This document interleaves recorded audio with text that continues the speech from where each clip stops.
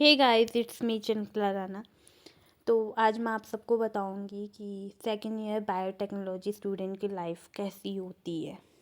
तो सुबह की शुरुआत होती है गरम गरम पानी पीने से। हम लोग पीजी में रहते हैं, तो हम सबके पास अपना अपना इंडिविजुअल केटल है, क्योंकि हम गैस पे गरम कर नहीं सकते हैं।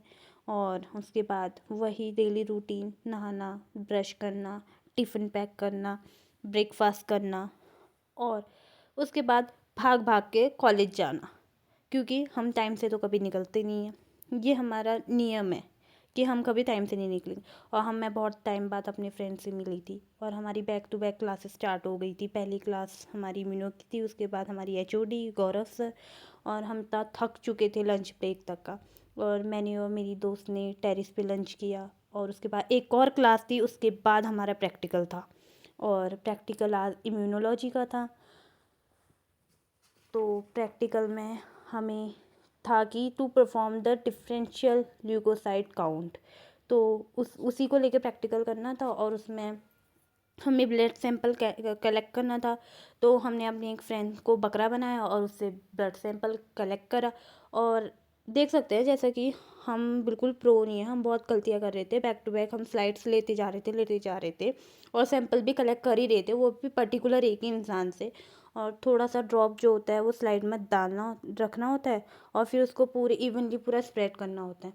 और हमारा हो नहीं रहा था वो इवनली स्प्रेड, तो हमने क्या किया, इथेनॉल अपनी फ्रेंड के हाथ में लगाया, और उसके बाद हमने सैंपल कलेक्ट करा।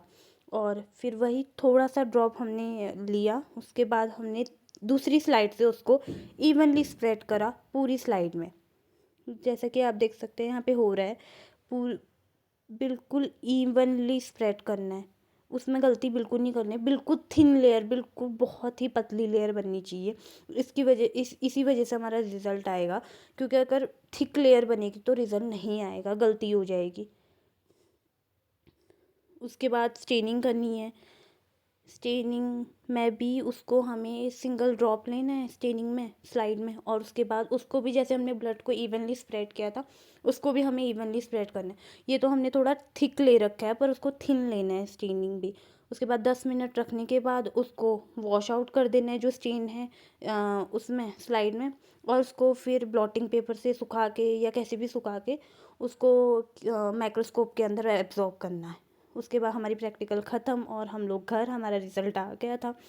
और आज का दिन बहुत हेक्टिक था, एक भी क्लास फ्री नहीं थी, हमारी लगातार क्लासेस थी। फिर मैंने घर आके पीजी में आके बनाई अपने लिए चाय। चाय पीते पीते फिर मैंने किया इम्यूनोलॉजी का काम, क्योंकि वो मुझे बहुत टफ लगती है, मुझे लगता है मुझे उसको टाइम देना चाहिए। और वही पढ़ा, और उसके बाद हमारा डिनर का टाइम आ गया था, तो दीदी ला गई थी डिनर। आज बने थे राजमा चावल और रोटी।